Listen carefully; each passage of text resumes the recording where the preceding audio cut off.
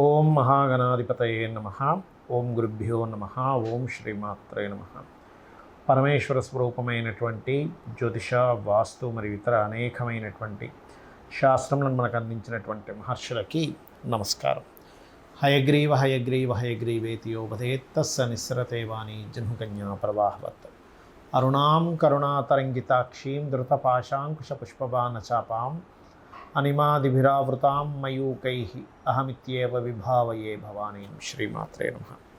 ప్రేక్షకులకి ఆ లలితాంబిక అమ్మవారి యొక్క అనుగ్రహం పరిపూర్ణంగా కలగాలని మనస్ఫూర్తిగా కోరుకుంటూ మనం ఈరోజు జూన్ మాస ఫలితములు ఎలా ఉండబోతున్నాయి, అందులో ఈ యొక్క జూన్ మాసంలో గ్రహాలు ఏ విధంగా ఉన్నాయి అని చెప్పి చూసుకున్నట్లయితే మనకి మీనంలో ఉండేటువంటి రాహు కుంభంలోకి మారిపోయాడు. అదేవిధంగా కేతువు కూడా మనకి సింహంలోకి మారుతున్నాడు, కన్యలో ఉండే కేతు. కాబట్టి రాహుకేతువులు ఈ మాసం నుంచి మార్పు అనేది జరుగుతుంది.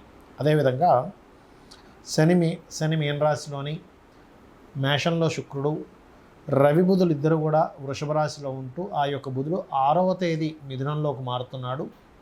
అదేవిధంగా మిథునంలో గురువు ఉంటున్నాడు. గురువు దగ్గరికి చేరుతున్న బుధుడు 23వ తేదీ మరలా కర్కాటకంలోకి వస్తున్నాడు.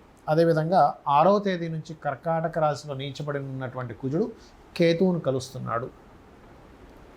కాబట్టి ఈ యొక్క గ్రహస్థితిని అనుసరించి ద్వాదశ లగ్నాల వారికి, లగ్నం తెలియని వారు రాశి వారికి ఎలా ఉండబోతుంది, ఏ విషయాల్లో జాగ్రత్త తీసుకోవాలి, ఎటువంటి విషయాలు చాలా బాగా కలిసి రానున్నాయి అనేటువంటి విషయాలని, మరియు ఏ దేవతారాధన చేసుకోవాలనేటువంటి విషయాలని చెప్తుంది నేనైనప్పటికీ కూడా చెప్పేస్తుంది సాక్షాత్ లలితామ్మవారిగా భావిస్తూ ఒక్కొక్క లగ్నం గురించి, లగ్నం తెలియని వారి రాశి గురించి మనం తెలుసుకుందాం. తులాలగ్నము, తులారాశి. తులవారికి కనుక చూసుకున్నట్లయితే మీకు ప్రధానంగా ఈ యొక్క లాభస్థానంలో కుజకేతువులు ఉన్నందుకు ఏదో రావాల్సిన పెద్ద లాభం ఎక్కడో ఏదో చిన్న చిన్న డిస్ప్యూట్స్, లేకపోతే ఎక్కడో చిన్న కారణం చేత ఆగడం లాంటివి చూపిస్తున్నాయి. కాబట్టి కుజకేతు గ్రహాల దగ్గర కనుక దీపారాధన చేసుకొని భక్తి శ్రద్ధలతో గణపతిని, స్కందుని తలుచుకున్నట్లయితే ఆగినటువంటి లాభాలు కాస్త ముందుకు కదులుతాయి. ఎందుకంటే ఇక్కడ ధనాధిపతి అయినటువంటి కుజుడు కేతువుతో ఉన్నాడు. కాబట్టి లాభం ఆగడం వల్ల సర్వసాధారణంగా మీకు ఇక్కడ ధనం కూడా ఆగడం జరుగుతూ ఉంటుంది. అలాగే వ్యాపార ప్రయత్నాలు ఫలిస్తాయి, అందులో ఎటువంటి సందేహం లేదు. అదేవిధంగా చూసుకున్నట్లయితే ఇక్కడ తాతగారి ఆస్తికి సంబంధించినటువంటి విషయంలో కొంతవరకు అనుకూల వాతావరణం, లేదా మీ యొక్క ఆస్తికి సంబంధించిన ఏదైనా గవర్నమెంట్ దాంట్లో ఆగిపోయినటువంటిది గవర్నమెంట్ సపోర్ట్ ద్వారా కొంతవరకు కలిసి రావడము అనేటువంటిది చాలా స్పష్టంగా గోచరిస్తుంది. అయితే ఈ తులావారికి 6వ స్థానంలో ఉండేటువంటి శని ముఖ్యంగా నిత్య జీవిత కారకుడు. సహజంగానే శని 6వ స్థానంలో ఉన్నప్పుడు పట్టుదల, మీరు ఎంతైతే ఎఫర్ట్ పెడతారో ఆ ఎఫర్ట్కి తగ్గట్టుగా ఫలితం రావడం అనేటువంటి చాలా స్పష్టంగా గోచరిస్తుంది. అదేవిధంగా ఈ లగ్నానికి పాపి అయినప్పటికీ గురువు సహజంగా 9వ స్థానంలో కొన్ని మంచి ఫలితాలు ఇస్తాడు గోచారంలో. కాబట్టి కొంత గురుబలం పెరగడము, కొంత దైవానుగ్రహం కలుగుతుందా అనేటువంటి కొంత ఫీల్ రావడము.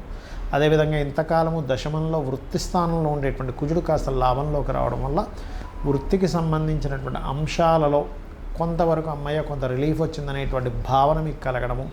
మరియు 23వ తేదీ తర్వాత నుంచి ఎప్పుడైతే బుధుడు దశమ స్థానంలోకి వస్తున్నాడో ఆయన 12వ అధిపతి కూడా అవుతున్నాడు. కాబట్టి ఈ మార్కెటింగ్ రంగాల్లో ఉండేటువంటి వారికి కస్టమర్లు కాస్త విదేశీ కస్టమర్లు, ఎన్ఆర్ఐ కస్టమర్లు దొరకడము, మార్కెటింగ్ రంగాల్లో ఉండేటువంటి వారి కొత్త ఉద్యోగ అవకాశాలు రావడం అనేటువంటిది చాలా స్పష్టంగా గోచరిస్తుంది. కాకపోతే మిషనరీసు, కొన్ని పరికరాలు ఉంటాయి, అటువంటివి అమ్మేటువంటి వారికి మాత్రం కొన్ని ఆటంకాలు ఏర్పడనున్నాయి. ఇక మీకు ధనపరంగా బాగుండాలి అంటే కనుక కుజకేతు గ్రహాల దగ్గర దీపారాధన, నిత్యము ఓం స్కందాయ నమః, ఓం మహాగణాధిపతయే నమః అనే నామస్మరణ ఎక్కువగా చేస్తూ ఉండండి. ఇక మీరు చేయవలసినటువంటి దేవతా ఆరాధన ముఖ్యంగా కాలభైరవ అష్టకము, మన కాళికా అమ్మవారి యొక్క ఆరాధన ఎక్కువగా చేయండి. ఇవి మీరు ఎంత చేస్తూ ఉంటే అంత బాగుంటుంది. మరియు మీకు వీలైతే గోవుకు బెల్లం తినిపించండి, అన్ని విధాలా మీకు బాగుంటుంది. చాలామంది ఏంటంటే ఇప్పుడు భయపడుతున్నటువంటి అంశము కాలసర్ప దోషంలో గ్రహాలు ఉన్నాయి, ఒకవైపు యుద్ధ సంబంధించిన వాతావరణం నడుస్తూ ఉంది. ఈ కాలసర్ప దోషం వాళ్ళ జన్మజాతకానికి ఏమైనా ఎఫెక్ట్ ఇస్తుందా అని అంటూ ఉంటారు. అందుకే ఒకటే చెప్తున్నాను, చాలా కాలం నుంచి చెప్తున్నా ఈ విషయం. కాలసర్ప యోగం అనుకోండి, దోషం అనుకోండి, అది కేవలం కాలానికి సంబంధించింది. మీరు గమనించినట్లయితే చూస్తే కనుక ఈ గ్రహాలన్నీ రాహుకేతు మధ్యలో పడ్డప్పుడు ఇప్పుడు చూడండి వాతావరణం అంతా ఇలా ఉంది. మనకు కరోనా వచ్చినప్పుడు కూడా పరిస్థితి ఇలాగే ఉండేది. అయితే ఇక్కడ ఈ మంగళవారం మనకి పెహల్గాం ఇన్సిడెంట్ జరిగినందుకు నేను మొదటి నుంచి చెప్తూనే వస్తున్నాను, మరలా జరిగే ఛాన్సెస్ ఉంది. ఎక్కడ అంటే కొంత ఆధ్యాత్మిక కేంద్రాలు ఉండే ప్రదేశాల్లోని. నెక్స్ట్ మనకి పుష్కరాలు రాబోతున్నాయి. పుష్కరాలు జరిగేటువంటి ప్రదేశంలో ఏదైనా సరే హిందూ సంబంధించిన, ఆధ్యాత్మిక సంబంధించిన, స్పిరిచువల్ రిలేటెడ్ ప్లేసెస్ ఉంటాయి. అటువంటి ప్రదేశాల్లో మనుషులు ఎక్కువగా తిరిగేటువంటి ప్రదేశాల్లో హైదరాబాద్ లేదా కేరళ సముద్ర ప్రదేశాల్లో, సముద్రపరంగా కొంతవరకు యుద్ధ ఇవి కూడా వస్తాయని, అంటే కొంతవరకు అటాక్స్ జరుగుతాయని చెప్పుకున్నాం మనం. అటువంటివి వస్తున్నాయి కాబట్టి ఆ యొక్క విషయాల్లో జాగ్రత్తగా ఉంటూ, ఇక్కడ ఏంటంటే గుర్తుపెట్టుకోవాల్సింది గోచార ఫలితాలు ఏవైతే ఉన్నాయో అవి 10 to 15% మాత్రమే. అంతా కూడా మన జన్మజాతకంలో లగ్నం ఎలా ఉంది, ధనస్థానం ఎలా ఉంది, మన ప్రయత్న స్థానం ఎలా ఉంది, మనం ఏ డైరెక్షన్లో నివసిస్తే బాగుంటుంది, అదేవిధంగా మన ఫైనాన్స్ కానీ కెరియర్ కానివ్వండి, వృత్తి వ్యాపార సంబంధించిన అంశాలతో పాటు వివాహము, ఇవన్నీ కూడా మన పర్సనల్ చార్ట్ బట్టి ఉంటాయి. అయితే ఈ గోచార ఫలితాలు జరిగేటప్పుడు మాత్రం ముఖ్యంగా మనకి ఇప్పుడు శని మీనరాశిలో ఉన్నందుకు అందరూ కూడా దక్షిణామూర్తి స్తోత్ర పఠనం చేయడం వల్ల శని యొక్క ప్రభావం అనుకూలిస్తుంది. ఇది గుర్తుపెట్టుకోండి. దక్షిణామూర్తి ఆరాధన మరియు కాలభైరవ అష్టకము, అదేవిధంగా గోవులకి పిడికడు బెల్లం పెట్టడము, వీటి వల్ల ఏమవుతుందంటే అకాలంలో వచ్చేటువంటి ఇబ్బందులు ఏవైతే ఉంటాయో ఇండియా మొత్తంలో మీరు ఎక్కడున్నా కూడా, ఎందుకంటే ఇప్పుడున్న పరిస్థితులు బాలేవు, మీరు ఎక్కడున్నా సరే ఆ కాలభైరవుడు దక్షిణామూర్తి ఆ సమయానికి ఒక స్ఫురణలా కలిగి మీరు అక్కడి నుంచి ఇబ్బంది నుంచి బయటపడతారు.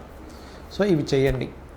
అదేవిధంగా ఇంకొంతమంది నన్ను అడుగుతున్న ప్రశ్న ఏమిటంటే, ఏమంటే కాలసర్ప యోగం లేదా దోషం మా జాతకంలో ఉన్నప్పుడు గోచారంలో కాలసర్ప యోగం కలిగినప్పుడు అదేమైనా ఎఫెక్ట్ ఇస్తుందా అని చాలామంది అడుగుతున్నారు. అది ఎప్పుడు ఇస్తుందో కూడా నేను మీకు క్లారిటీ ఇస్తాను. ఇప్పుడు ఉదాహరణకి ఎవరికైతే ఇప్పుడు చూడండి, ఇప్పుడున్న గోచారంలో మీనంలో రాహువు, సింహంలో కేతు ఉన్నాడు, కాలసర్ప దోషంలో గ్రహాలన్నీ పడున్నాయి కదా. ఇది ఎప్పటి వరకు ఉంటుంది? ఆల్మోస్ట్ జూలై మిడిల్ వరకు ఉండి, జూలై మిడిల్ తర్వాత కుజుడు బయటకు వస్తాడు. అలా 1 by 1 ఒక్కొక్క గ్రహం బయటకు వస్తుంది. అయితే నిజంగా వాళ్ళ పర్సనల్ చార్ట్లో రాహుకేతువుడు కనుక కుంభ సింహరాశుల్లో ఉండి కాలసర్ప యోగం ఏర్పడితే కనుక ఇప్పుడుండే కాలసర్ప యోగం దానికి కనెక్ట్ అవుతుంది. అప్పుడు ఏమవుతుందండి, దీనికి ఏమిటి పరిహారం, అసలు దీనివల్ల ఏమవుతుంది అంటే సింపుల్, ఏమీ లేదు. మనకి చూడండి, ఇటొక గేట్ వేసేసి మధ్యలో అందరి నుంచి వస్తే ఇటు కదలకుండా అయిపోతుంది చూసారా. అలా ఏంటంటే కొంచెం మనకి వర్క్స్ అన్ని స్ట్రక్ అవుతూ ఉంటాయి. అలాంటప్పుడు దానికి పరిహారం ఏమిటి? రాహుకేతు గ్రహాల దగ్గర దీపారాధన చేసుకోవడము, చక్కగా ఆ యొక్క కాళహస్తికి వెళ్ళి ఆ పరమేశ్వరుని దర్శనం చేసుకోవడము, అక్కడ వీలైతే రాహుకేతు పూజ చేయించుకోవడము. చాలామంది ఏంటంటే కేవలం రాహుకేతువులకి ప్రాధాన్యత ఇస్తారు, కానీ అక్కడికి వెళ్ళినందుకు రాహుకేతువులతో పాటు అక్కడ ఉన్నటువంటి పరమేశ్వరుడి యొక్క అనుగ్రహం ద్వారా మనకి కష్టాలు తొలగిపోతున్నాయనే విషయం మర్చిపోతుంటారు ఆ దర్శనం ద్వారా.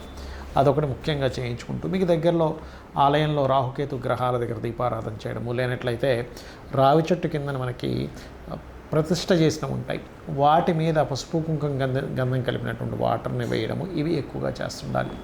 అయితే మనకి రాహుకేతువుల మార్పుల వల్ల ముఖ్యంగా మనకి జరిగేది ఏమిటంటే, కేతువు మార్పు వల్ల ల్యాండ్ రేట్స్ చక్కగా పెరుగుతాయి, బంగారం కొంతవరకు ఆగుతుంది ఒక దగ్గర.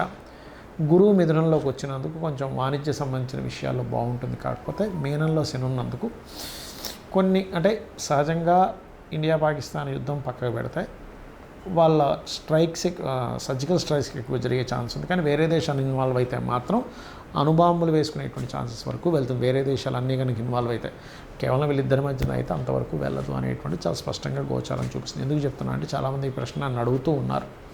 ఇదొకటి. అయితే పరిస్థితులు ఎలా ఉన్నప్పటికీ కూడా మీరు గనక దక్షిణామూర్తి ఆరాధన, కాలభైరవ అష్టకము కనుక చదువుకుంటూ అమ్మవారి ఆరాధన కనుక చేసుకున్నట్లయితే ఖచ్చితంగా అమ్మవారి అనుగ్రహంతో మీరు ఎటువంటి ఇబ్బంది లేకుండా బయటపడతారు. బయటపడాలనే మనస్ఫూర్తి కోరుకుంటున్నాను. శ్రీమాత్రే నమః.